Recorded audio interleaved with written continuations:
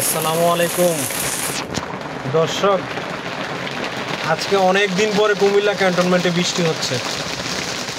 দেখতেই পাচ্ছেন আমি যে গাড়িটা ড্রাইভ করি ওই গাড়ির গ্লাসে কি পরিমাণ বৃষ্টির পানি জমেছে।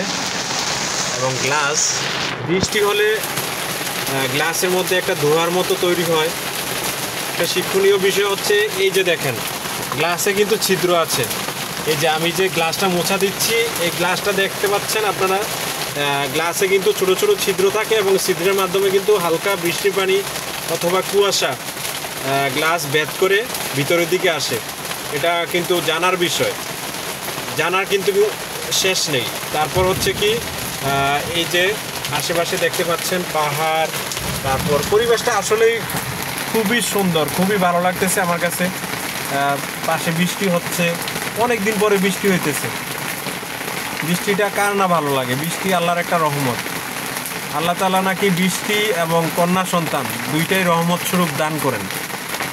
খুবই ভালো একটা বিষয়। এই যে বজ্রপাত হচ্ছে, বজ্রপাতের সময়, থান্ডারিংয়ের সময় আমরা চেষ্টা করব একটা ভালো জায়গায় থাকা বা একটা নিরাপদ জায়গায় থাকার। প্রয়োজন হলে কোনো যাত্রী ছাউনির নিচে, রাস্তার আশেপাশে থাকলে, অথবা আপনি যদি পারেন তাহলে কোনো দোকানের আশেপাশে আশ্রয় নেবেন, অথবা আপনি যদি পারেন যদি গাড়িতে থাকেন তাহলে গাড়িতেই অবস্থান গ্রহণ করবেন। ঠিক আছে, বজ্রপাত কিন্তু কখন কার উপরে পরে আসলে এটার কোনো নিশ্চয়তা নেই। এই জন্য চেষ্টা করতে হবে যাতে করে বজ্রপাত থেকে বেঁচে থাকা যায়। সব কিছু আল্লাহর হুকুম, আল্লাহ তাআলাই সব কিছু নির্ধারণ করে দেন মানুষের জন্য।